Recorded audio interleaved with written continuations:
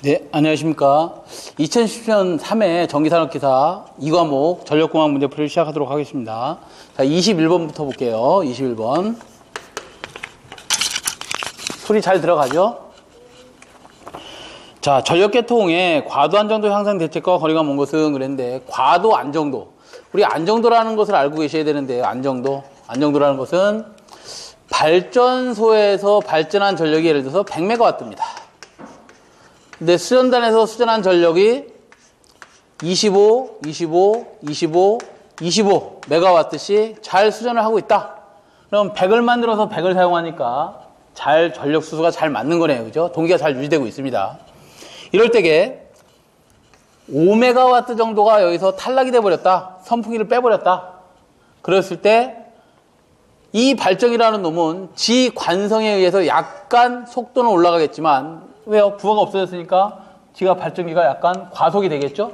과속이 되겠지만 그래도 지 관성 가지고 안정하게 운전하는 정도, 전력 수수가 잘 맞춰서 안정하게 운전되는 정도를 우리가 정태 안정도라고 합니다. 정태 안정도 말고 부하가 25메가 전부 다 탈락이 됐습니다. 그러면 선풍기 날개가 완전히 한 개가 큰 놈이 없어졌으니까 완전 가속을 해버리겠죠. 그럼에도 불구하고 지 관성 가지고 안전하게 운전한다는 정도를 우리가 서로 전력 수를 맞춰서 안전하게 운전되는 정도를 우리가 과도 안정도라고 합니다. 여기까지만 할게요. 그걸 과도 안정도라고 하는데, 그 과도 안정도를 향상시키는 대책으로 4가지 정도가 크게 있습니다. 첫 번째가 X값, 리액턴스 값을 작게 해주면 되고요. 기계의 리액턴스 값을 작게 해주면 안정도가 향상이 되고요. 두 번째, 전력의 수수를 잘 맞춰주면 되고, 세 번째, 전압을 평형시키면 되고요. 그 다음에 고장이 생기면 고장을 빨리 차단하면 됩니다. 고장 시간을 빨리 차단하면 되겠습니다. 얘를 좀 우리가 알고 있는 XLP2로 한번 표기해 보겠습니다. 얘가 뭐예요? XLP가 가교 폴리에틸렌 비닐 외장 케이블의 그 유전체 명칭이죠. 예. XLP만 우리가 잘 조정하면 안정도가 향상이 됩니다. 그래서 우리가 안정도 한계식을 보면, 안정도 한계식은 X분의 VS, VR, 사인, 델타라고 아마 여러 번 보셨을 것 같아요. 여러 번 보신 것 중에 이 X값이 작아야지만, 리액턴스 값이 작아야지만 안정도가 향상이 됩니다. 전압도 수수가 잘 맞고 평형이 유지돼야 됩니다. 이것뿐만 아니라 전력의 크기도 안정이 돼야 되고, 고장이 생기면 고장을 빨리 차단하면 안정도가 향상됩니다. 그런 의미에서 보면 3번에 큰 임피던스의 변압기 사용한다? 임피던스를 작게 하라 그랬는데, 분명히 그래야 안정도가 향상된다 그랬는데 답이 3번이 되겠죠? 네, 3번이 되겠네요. 다음 22번을 보겠습니다. 22번.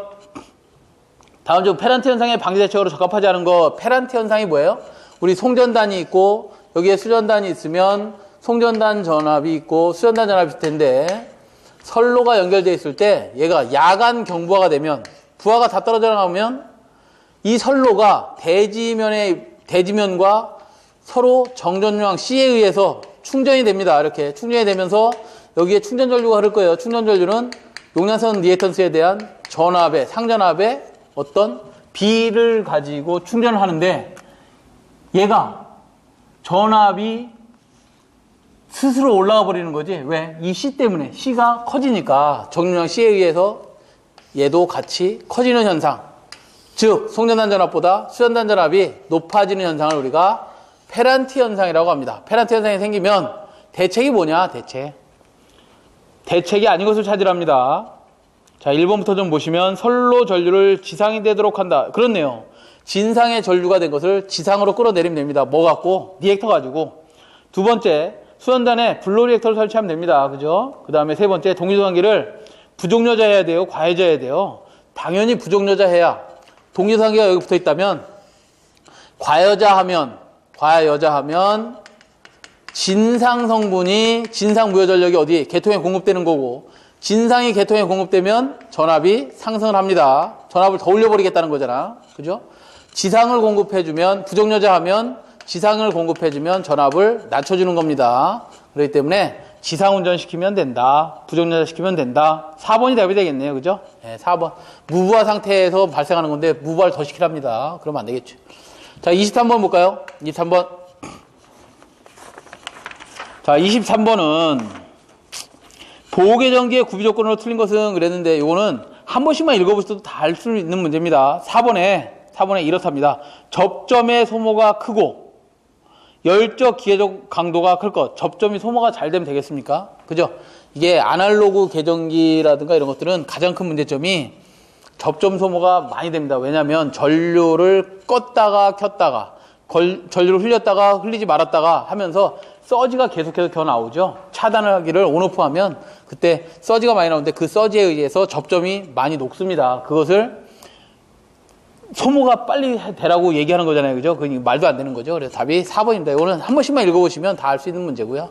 자, 24번을 보겠습니다. 24번. 우리나라 화력발전소에 가장 많이 사용되는 복수기는 그랬는데요. 복수기가 뭔지 좀 보시면 24번은 보일러가 있고요. 발전소에 가시면 보일러가 있고 보일러에서 물을 떼서 그 과열기를 통해서 과열 증기가 아주 뜨거운 증기, 원래 100도씨의 물을 100도씨에서 끓이죠. 그러면 계속해서 끓이면 증기가 아주 뜨거운 증기가 납니다. 538도에 아주 뜨거운 증기가 나오는데 그 증기를 터빈의 입구에 집어넣어주고 터빈 입구에 넣어주면 얘가 연락차에 의해서 어느 쪽으로 한 군데로 출력으로 빠져나가야 되겠죠. 그 연락차를 이용하기 위해서 바다의 아주 낮은 측면에서 표면에서 4도씨 정도밖에 안 되는 물을 이렇게 순환시킵니다. 이 순환시켜서 다시 바다에 버립니다. 버려진다. 이 버려질 때 여기는 4도 정도밖에 안 되기 때문에 온도차가 대단하죠. 그러면 그 연락차에 의해서 열이 높은 데서 낮은 쪽으로 샥 하고 빠지겠죠. 그렇죠. 연력학 제2법칙에 의해서 이렇게 열이 높은 데서 낮은 데로 빠질 겁니다. 이렇게 빠지면서 증기가 뭘 때리는 거야? 여기에 터빈 날개를 쫙 때리면서 터빈 축에 발전기 아마추어를 돌려줍니다. 그러면 그래서 유전력이 만들어지는 것이다. 이게 복수기인데 이 복수기의 종류가 4가지가 있습니다. 그 4가지 중에서 가장 많이 사용되는 게 뭐냐 이렇게 물어보고 있어요. 표면 복수기가 가장 많이 사용됩니다. 자, 그게 몇 번에 있어요? 답이 3번에 있네요. 3번에. 자, 그 다음에 25번을 보겠습니다. 25번은 디진 역률 80% 1000kW의 삼상부하가 있다. 이곳에 콘덴서를 설치하여 역률을 95% 계산하려면 콘덴서 용량은 얼마가 돼야 되느냐 그랬어요. 자, 이런 변압기가 있고요. 변압기 2차 측에 우리 부하를 쓸 겁니다. 그죠? 그 부하를 쓰는데 이때 부하가 유효전력 P가 1000kW랍니다. 1000. 그때 역률이 0.8이랍니다. 0.8. 이고요. 얘를 우리는 역률을 95%로 개선하고 싶답니다. 이 역률을 이렇게 95%로 개선하고 싶답니다. 0.95로 개선하고 싶어요. 그때 이 역률을 개선하려면 여기다 뭐만 설치하면 되느냐? 콘덴서를 설치하면 되겠죠. 역률 개선용 콘덴서를 이렇게 설치하면 되겠습니다. 그러면 역률이 개선될 겁니다. 그럼 이 용량을 구해봐라 이 말이야. 그때 이 용량 QC를 구해라. QC는 어떻게 계산하면 되느냐? 이렇게 계산하면 되겠죠. 원래의 QC를 달기 전에 무효분에서 Q1이라고 할게요. QC를 단 다음에 무효분이 얼마인지 계산이 되겠죠. 얘에서 얘를 빼버리면 얘가 나오나? 큰 거에서 작은 거 빼면 얘가 나오겠죠. 그럼 QC는 Q1에서 Q2를 빼면 되겠네요. 공식은 Q1은 P에다가 유효전력에다가 탄젠트 세타 1, Q2는 P에다가 탄젠트 세타 2가 되겠네요. P에다가 탄젠트 세타 2가 될 것이다. 그러면 P는 공통으로 빼내고요. 탄젠트 세타 1 마이너스 탄젠트 세타 2가 되죠. 자, 그러면 P가 1000kW이고요. 탄젠트 세타 1은 코사인 세타 1분의 코사인 세타 1분의 사인 세타 1이 되고요. 코사인 세타 2분의 사인 세타 2가 뭐가 되는 거야? 탄젠트 세타 2가 되겠죠. 자, 그러면 1000에서 얼마를 빼야 되느냐? 코사인 세타 1이 0.8이었어요. 그죠? 사인 세타 1은 0.6인 건 다 알고 계실 거고, 코사인 세타 2가 0.9 루다 계산인가요? 9 오르다 계산인가요? 9 오르다 계산이네요. 이렇게 계산될 때 사인 세타는 얼마야? 루트 1 마이너스 0.95의 자승이 됩니다. 그죠? 이렇게 계산하면 뭐가 계산되는 거야? QC, 콘덴서 용량이 계산되더라. 421.32 kVA가 나오네요. 그래서 답이 2번에 있네요. 그죠? 2번. 약 420. 자, 오, 잠시만요. 25번이네요. 그죠? 26번을 풀어보겠습니다. 154kV 송전선에 10개의 현수회자가 연결되어 있다. 다음 중 전압 분담이 가장 적은 것은 그랬는데, 뭐 다 알고 계시는 내용이죠? 철탑이 있어요. 철탑이 있고, 암이 있는데, 그 암에 애자가 10개가 달렸답니다. 전선을 이렇게 가선해 놨을 때, 전압 분담이 가장 많은 곳은 어디? 철탑에서 가장 가까운 애자. 전압 분담이 가장 적은 것은 전선으로부터 몇 분의 몇 지점? 3분의 2점. 철탑으로부터 몇 분의 몇 지점이요? 3분의 1점이 되겠죠. 10개 중에 3분의 1점이면 뭐 7개쯤 되겠네요. 그죠? 예, 7번. 철탑에서부터 물어봤네. 그럼 세 번째 게 되겠네요. 그죠? 철탑에서 세 번째에 있는 것, 답이 몇 번인가요? 2번이 되네요. 그죠? 2번. 네, 2번이 답이 됩니다. 자, 다음에 27번을 보겠습니다. 27번은 교류송전에서는 송전거리가 멀수록 송전전압에서의 송전 가능 전력이 작아진다. 그 이유로 가장 알맞는 것은 그랬습니다. 다시요. 교류송전에서는 송전거리가 멀을수록 동일전압에서의 송전 가능 전력이 적어진다. 그 이유로 가장 잘 맞는 것은 그랬는데요. 송전거리가 멀어지면 이런 얘기인가요? 27번.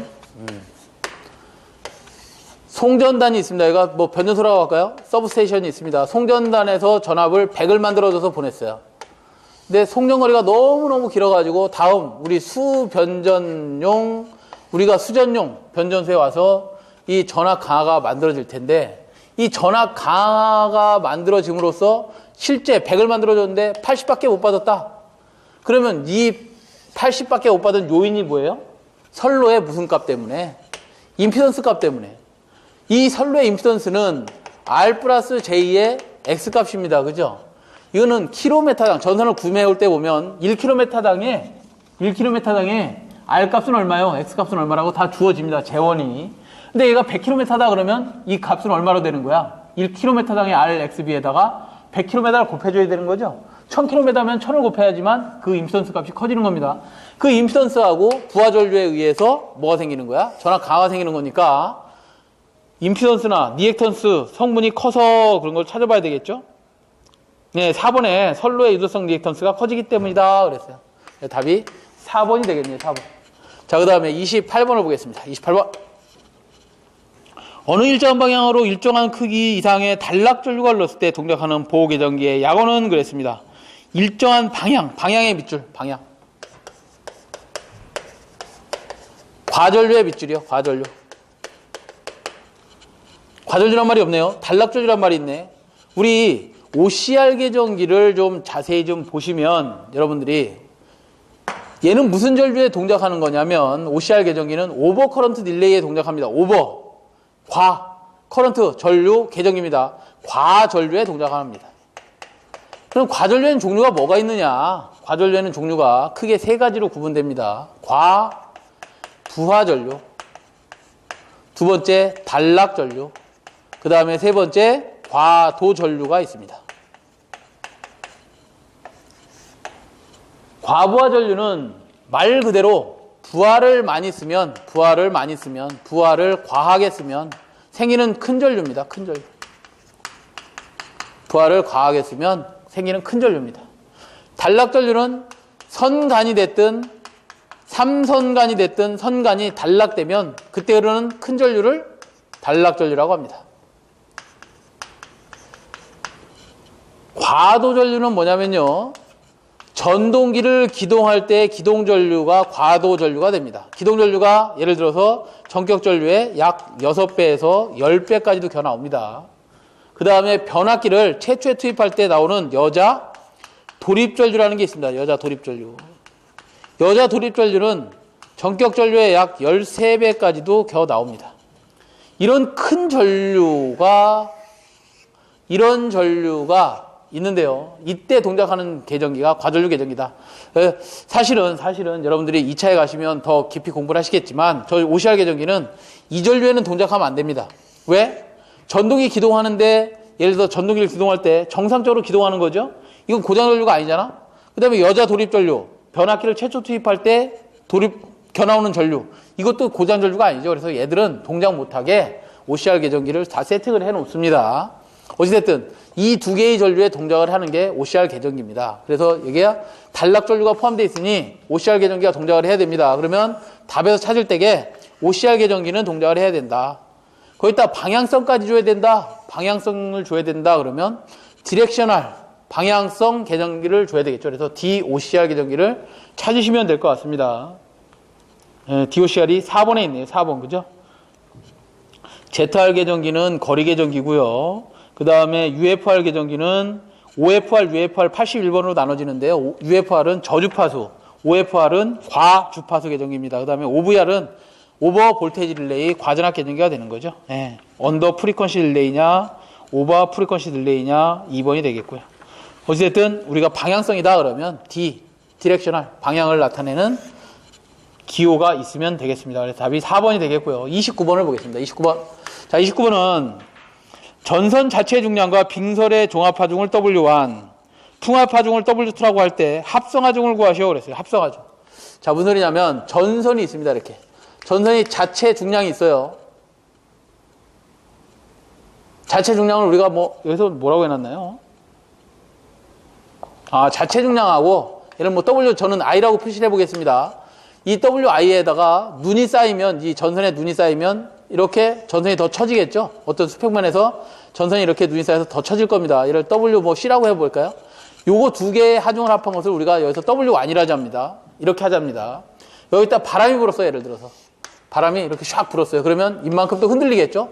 흔들려서 이렇게 눈까지 쌓였는데 바람까지 흔들렸다 그러면 얘를 P라고 한번 해볼까요? 얘를 풍합하중을 우리는 W2라고 했네요. W2. 그러면 이 W1의 값하고 W2의 합성하중을 어떻게 구하느냐? 합성하중을 구해라 이런 얘기죠. 피타고라스 정리 아니에요. 그죠? 이거 피타고라스 정리. 실수, 허수분을 합성한 임피던스 Z는 R 플러스 JX. 이렇게 하나요? R의 자승 플러스 X 자승. 이렇게 구하시잖아요. 이것도 똑같습니다. 어떻게? 합성 하중 W를 구해라 그러면 합성 하중은 루트 W1 자승 플러스 W2에 자승하시면 되는 거죠. 이런 건 쉽게 하셔야 됩니다. 자, 그래서 답이 4번에 있네요. 다음에 30번을 보겠습니다. 30번. 자, 30번 문제는 충전된 콘덴서의 에너지에 의해 트립되는 방식으로 정류기, 콘덴서 등으로 구성되어 있는 차단기의 트립 방식은 그랬습니다. 차단기의 트립이 뭐냐면 차단기가 오프되게 하려면 차단기가 스스로 자동으로 끄게 만들려면 어떤 전원 공급이 돼야 되는데 그 전원 공급 방식이 뭐가 있느냐. 전원 공급 방식이 4가지가 있습니다. 첫 번째 DC 전원 방식이 있고요. DC 전원 직류 트립 방식이 되는 거죠. 직류 전원을 인가해서 트립하는 방식, 직류 트립 방식이 되겠고요. 그 다음에 CTD 방식이 있습니다. CTD. 콘덴서 트립 디바이스 방식이라 해서 얘는 콘덴서 트립 방식이 됩니다. 그 다음에 OCR 방식이 있고요. UVR 방식이 있다. OCR 방식은 오버커런트 딜레이, 과전류에 의해서 트립되는 방식, 언더 볼테이지 릴레이, 얘가 뭐예요? 부족전압 계전기에 의해서, 부족전압에 의해서도 트립되는 방식 이렇게 4가지가 있습니다. 이 4가지가 있는 중에서 콘덴서의 에너지를 이용한다 그러면 콘덴서 트립 방식이 되겠죠. 답이 2번이 되겠네, 2번. 자, 그 다음에 31번 볼까요? 31번은 보호계전기 동작 속도에 관한 사항으로 한시 특성 중 반한시형을 바르게 설명한 것을 그랬는데 이상하게 보호계전기가 자주 출제가 되고 있습니다. 그래서 여러분들이 보호계전기를 조금씩은 보고 가셔야 될 것 같아요. 예전에 비해서 너무 많이 출제가 되고 있습니다. 보호계전기 중에서 보호계전기 특성이 우리 표로 다 여기는 안 주어져 있는데 말로 다 되어 있는데 이런 겁니다. 가로축을 전류 I 암페어라고 하고 세로축을 시간 T 세이크라고 한다면 전류 I가 어느 일정한 전류만큼 이상이 들어오면 바로 계전기를 동작시키게 한 게 우리가 순시 계전기라고 하고요. 순간적으로 동작한다. 순식간에 동작하게 된다. 그랬고요. 어느 전류 이상이 되면 정해진 시간 내에 세팅되어 있는 시간에 동작하게 하는 계전기가 우리 정해진 시간에 동작한다 그래서 정한시 계전기라는 게 있습니다. 그 다음에 전류가 크면 빨리 동작하고 전류가 작으면 느리게 동작하는 계전기가 있어요. 전류가 작으면 느리게 동작하고 전류가 크면 빨리 동작하는 계전기를 우리가 반대로 한시 동작한다 그래서 반한시계 전기라고 합니다. 또 다른 게 뭐 하나 더 있냐면 이런 반한시성이다가 어느 전류 이상이 되면 바로 정해진 시간에 동작하는 정반한시계 전기가 있습니다. 정반한시계 전기라는 게 있다. 반한시계 전기가 있다. 이렇게 네 가지 특성을 알고 계시면 되겠습니다. 그 중에서 자 31번 문제는 보계전기 동작 속도에 관한 사항으로 한시 특성 중 반한시 얘에 대해서 설명을 합니다. 얘는 2번의 답이 있네요. 입력이 커질수록 짧은 시간에 동작하고 입력 전류가 작을수록 느리게 동작하는 계전기, 이것을 우리가 2번 반한시 계전기라고 하죠. 예, 답이 2번이 되겠고요. 자 32번을 좀 보시면 32번은 다음 중 배전솔로의 부하율이 F일 때 부하율을 F라고 한답니다. F라고 할 때 손실계수 H와의 관계로 옳은 것은 그랬는데요. 손실계수 H와의 관계를 나타내시오 그랬습니다. 여러분들이 먼저 알아주셔야 될 게 부하율에 대해서 좀 아셔야 되겠다. 부하율은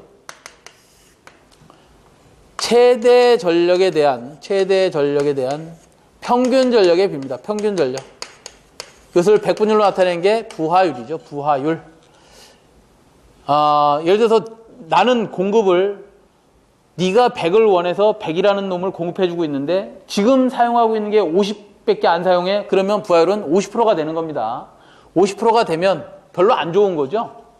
네. 100을 줬으면 100을 사용해야지만 부하율이 얼마가 되는 거야? 1이 되는 거예요. 내가 준 만큼 다 써야지 좋은 부하율을 운전하는 것이고 내가 100을 만들었는데 1밖에 안 썼다. 그러면 부하율은 얼마가 되는 거예요? 0. 뭐 얼마밖에 안 되는 거잖아요. 그죠? 그래서 상당히 좋지 않다. 자, 그럼 무슨 의미냐?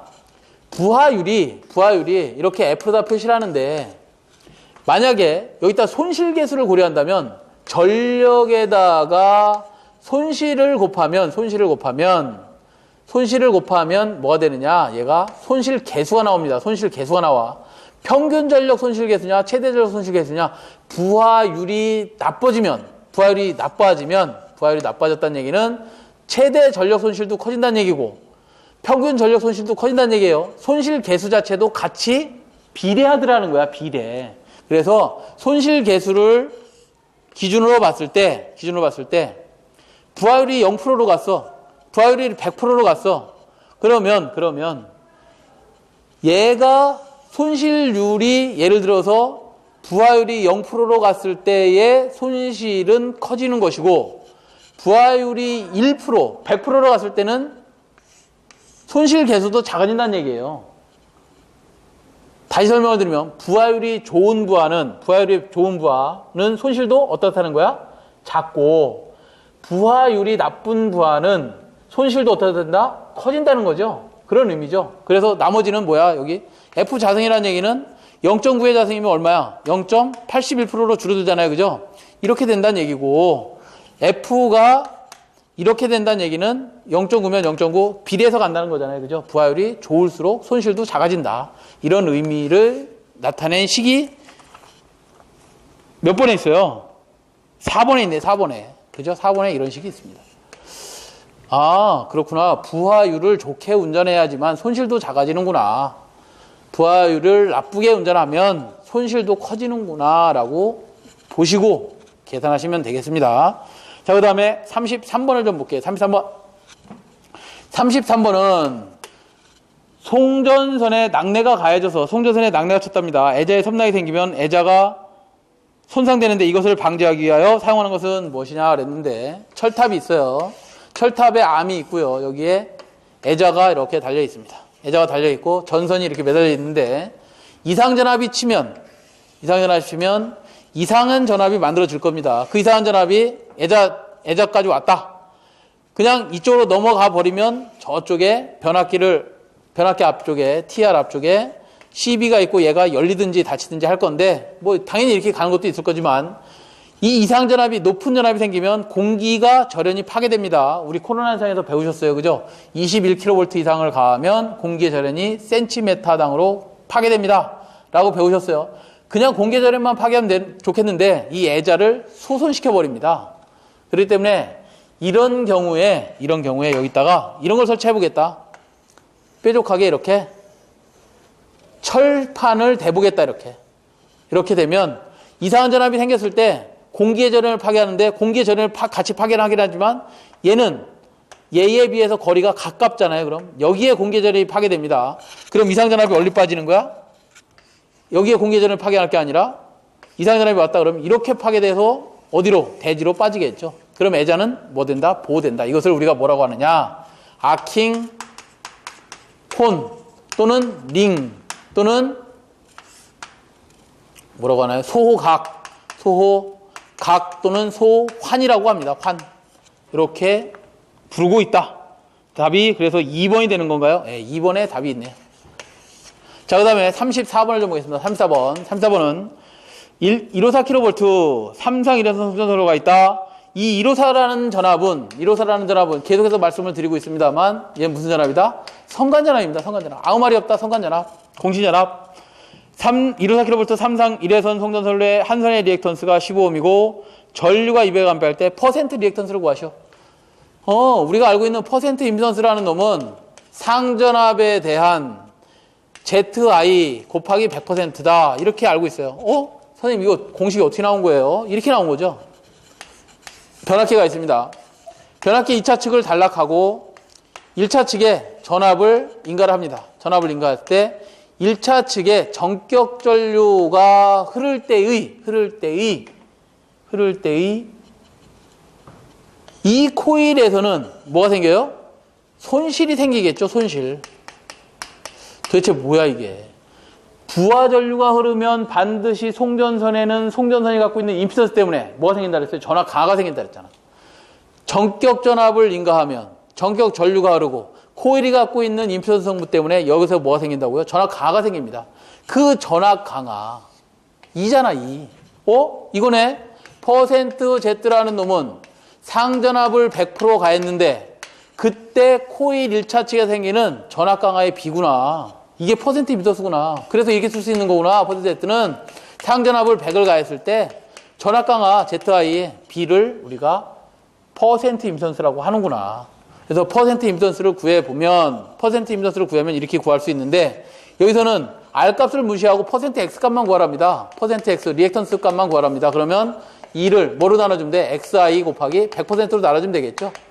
2는 상전압이라 그랬으니까 성간전압을 154kV를 뭘로 나누면 누수함으로 나누면 상전압이 나오는 거죠. 상전압 곱하기 얘는 킬로볼트인데 기본 단위로 주어지면 얘는 볼트로 바꿔주면 154,000 볼트가 되겠네요. 이걸 X값이 얼마 주어졌냐? X값이 얼마 주어졌나요? 15ohm이 주어진 건가요? 네, 15ohm이 주어졌고 전류는 100A가 주어졌나요? 200인가요? 100인가요? 네, 200A가 주어졌네. 곱하기 100% 하시면 답이 나오겠네요. 이게 몇 퍼센트가 나오냐면 2.25%가 나온답니다. 자, 35번을 볼게요. 35번. 우리나라에 현재 가장 많이 사고 있는 배전 방식은 그랬어요. 35번은 우리나라 배전 전압은 얼마를 사용하고 있어요? 배전 전압은 배전입니다. 여러분들 도로에 나가시면 전주에 매달린 전선에 흐르는 인가되어 있는 전압 22,900V에 배선 방식은 어떻게 되냐면 우리 완금이 있다면 완금 위에 뭐 이렇게 됐다고 할게요. 현수회자 말고 핀회자로 이렇게 했을 때 R상, S상, T상이 지나가고 중간쯤에 이렇게 한 상이 더 지나갈 거예요. 중간쯤에 렉을 통해서 이렇게 지나가는데 얘를 뉴트럴, 얘는 R상, S상, T상 뭐 이렇게 진행이 될 겁니다. 그래서 얘는 3상, 선으로 따지면 4선식이 된다. 3상 배전 방식은 3상 4선식이 됩니다. 전주마다 얘 뭐 넣는 거야? 접재 넣는 거죠. 전주마다 중선선을 다 뭐 해놨어요? 접재 해놨습니다. 접지해서 대지에다 이렇게 접지를 해놨습니다. 그래서 얘를 3상 4선식 다중접지라고 합니다. 다중접지. 깊은 얘기는 나중에 말씀을 드려서 우리가 3상 3선에서 어떻게 해서 3상 4선으로 송전하고 배전을 왜 3상 4선으로 하고 있는지 전부 다 2차에 오시면 다 말씀을 드리겠습니다. 어쨌든 우리나라는 배전 방식이 3상 4선식 중성점 다중접지를 사용하고 있다라고 하시면 되겠어요. 그래서 답이 2번에 있고요. 36번을 좀 보죠. 36번. 조상설비가 아닌 것은 그랬는데 조상설비가 뭐예요? 조상설비. 조상설비라는 것은 무효분을 조정하여서 전압을 변경시키는 거죠. 낮추거나 높여주는 게 조상설비입니다. 조상설비입니다. 자, 그러면 어디다가 조상설비를 설치하는 거냐? 이런 경우가 있어요. 예를 들어서 송전단 전압이 100인데 수전단 전압이 야간 경보가 돼서 이렇게 올라가는 현상이 생겼어. 페란트 현상이 생긴 거죠. 이랬을 때는 개통에다가 뭘 투입시켜 줘야 되는 거야? 왜 전압이 올라갔어요? 전압이 올라간 이유를 찾아내야 되겠지. 이 배전선로는 부하가 끊겨버리면, 야간 경보가 되면 배지하고 선로 간의 정전율량 C에 의해서 콘덴서처럼 이렇게 충전이 돼 버립니다. 충전이 돼요. IC 충전 전류가 흐르고 전압이 높아집니다. 이 전압이 높아지는 것은 무엇 때문에 생긴 거야? 이 C의 영향에 의해서 그런 거죠. 진상 성분에 의해서 전압이 상쇄됐습니다. 그럼 얘를 감쇄시켜주려면 뭘 설치해야 된다? 블루 리액터 XL을 달아서 XC 값을 감쇄시켜줘야 될 거 아니야. 그죠? 그러면 개통에 무슨 분을 공급시킨 거야? 지상 무효분을 공급했어요. 다음에 혹시라도 부하를 너무 많이 써서 전압이 떨어졌다. 그러면 이때는 뭘 투입하면 되는 거예요? XL 성분이 많으니까 얘를 투입하면 되겠죠. 콘덴서를 투입해서 개통을 진상 성분으로 만들면 됩니다. 그럼 전압이 올라갈 거예요. 그거를 우리 콘덴서를 투입하고 리액터를 투입하는 것은 단계적으로 하지만 이거를 동시에 할 수 있는 게 뭐예요? 동시에 할 수 있는 게 동기, 조상기. 동기 사실은 전동기입니다. 전동기를 모터를 과여자 운전하면 여자를 많이 냈다. 그러면 진상 운전한다 이 말이야.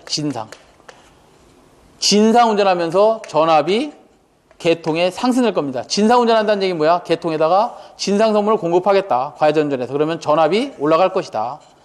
만약에 지상 운전하겠다. 부족여자 하겠다. 부족여자 하면 여자를 덜 내겠다는 거죠. 그러면 뭐가 된다? 지상무효분이 개통에 공급된다. 지상무효분이 공급되면 전압이 어떻게 된다? 낮아진다. 블루 리액터 역할을 하겠다. 콘덴서 역할을 하겠다 이 말이에요. 이렇게 될 겁니다. 자, 이렇게 되는 게 조상설비다. 문제가 뭐냐면 이런 것들이 아닌 것은 찾으라 그랬습니다. 조상설비가 아닌 거. 단건 변압기네요. 그죠? 단건 변압기. 1번. 변압기는 말 그대로 전압을 올려주고 내려주는 조상설비인데? 그죠? 전압을 올려주고 내려준다 그랬는데 얘는 전압을 무효분을 조정해서 올리는 게 아니고 내리는 게 아니라 직접 전압을 조정하는 거죠. 그래서 무효분을 조정하는 설비가 조상설비다라고 보시면 되겠습니다. 자, 그 다음에 37번을 좀 보죠. 37번. 자, 37번은 단거리 송전선로의 4단자 정수 ABCD 중 그 값이 제로인 것은 그랬고요. 단거리의 미지를 좀 표현하세요. 단거리에서는 R과 뭘 우리가 고려하냐면 L을 고려해서 집중 정수회로 해석합니다. 그 다음에 중거리가 되면 R, L, C를 고려한 파이형이나 T형 등가회로를 가지고 회로를 해석하고요. 그 다음에 장거리가 되면 RL, C, G를 고려한 분포정수 회로 해석을 합니다. 자, R과 L이라는 얘기는 선로가 있다면 선로의 임피던스가 R 플러스 J의 XL, 즉 오메가 L 값이죠.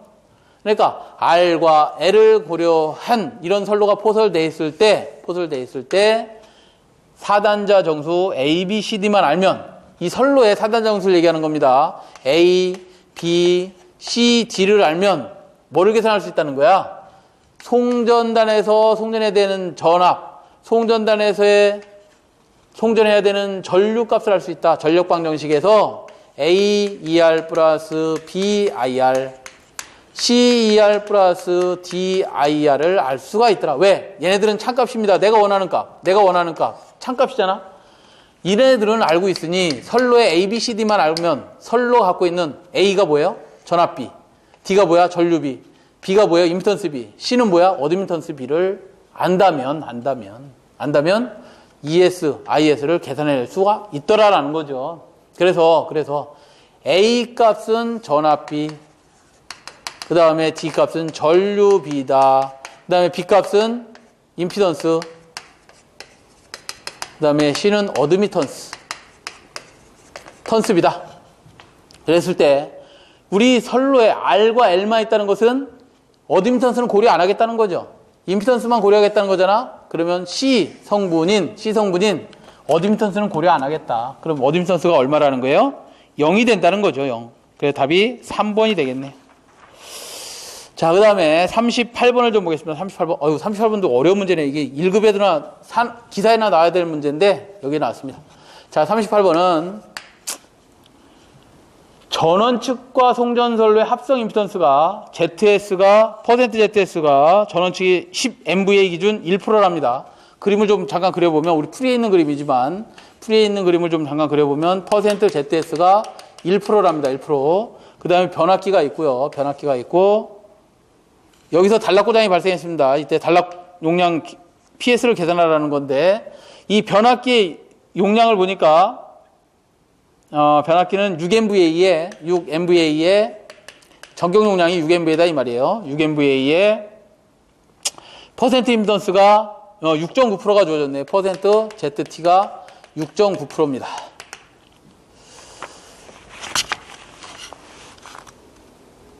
자, 좋습니다. 얘는 10MVA 기준이라 그랬네. 여러분들이 시험장에 가셔서 이런 문제가 주어지면 단락용량을 계산하라 하고 이런 문제가 주어지면 가장 먼저 해야 될 일이 있습니다.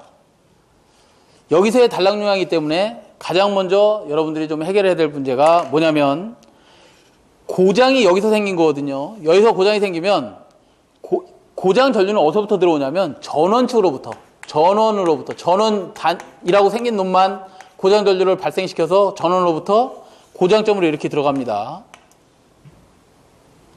자, 그러면 여기서의 PS를 구하려면 %Z분의 우리가 알고 있는 공식 100분의 PN으로 단락용량을 계산해야 되는데, 이 단락용량 계산할 때 임피던스 값을 뭘로 줘야 되느냐? 여기에 선로에 고장 전류가 들어오는 쪽에 임피던스는 다 더해줘야 된다 이 말이야.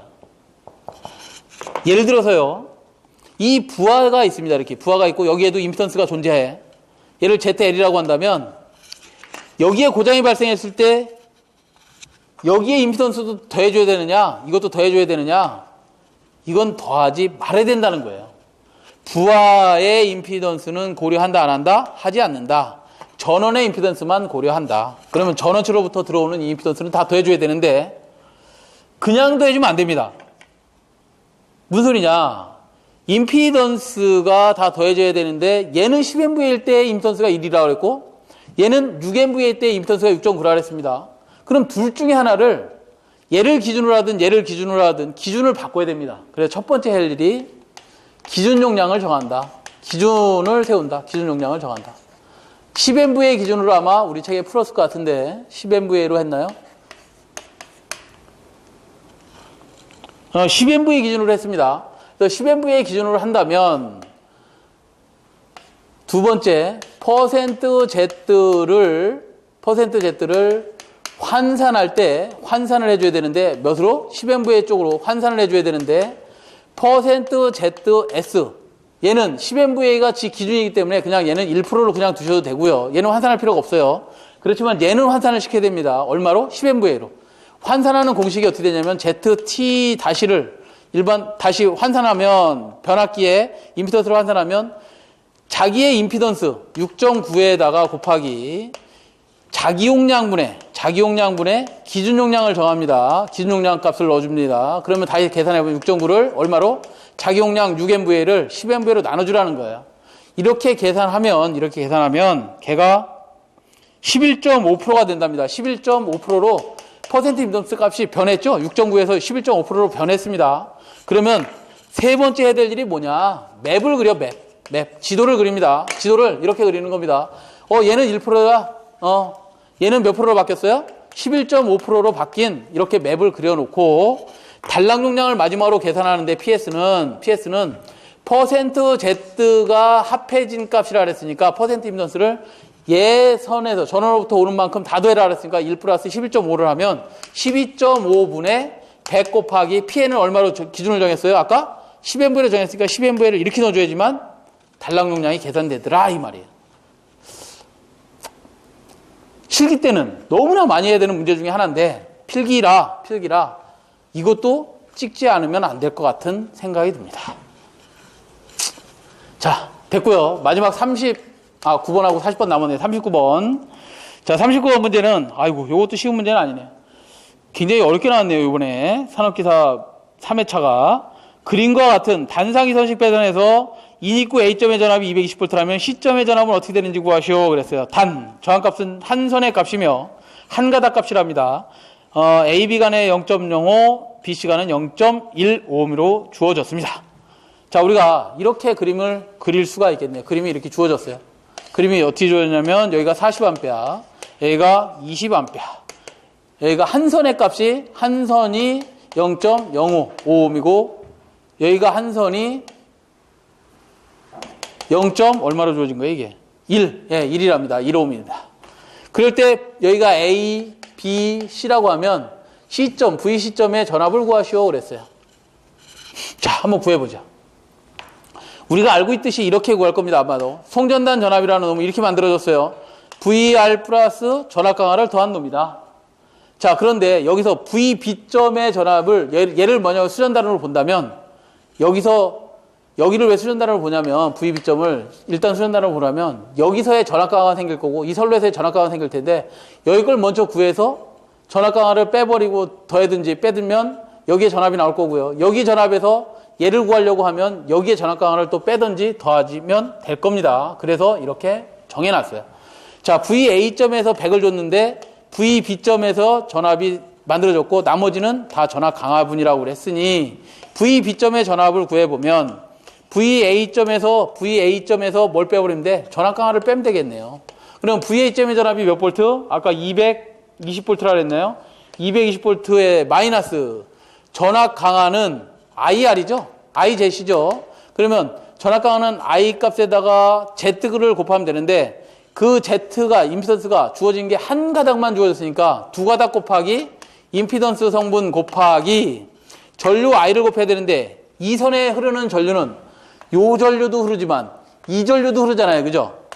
여기에 흐르는 전류는 그래서 몇 암페어가 흐르는 거야?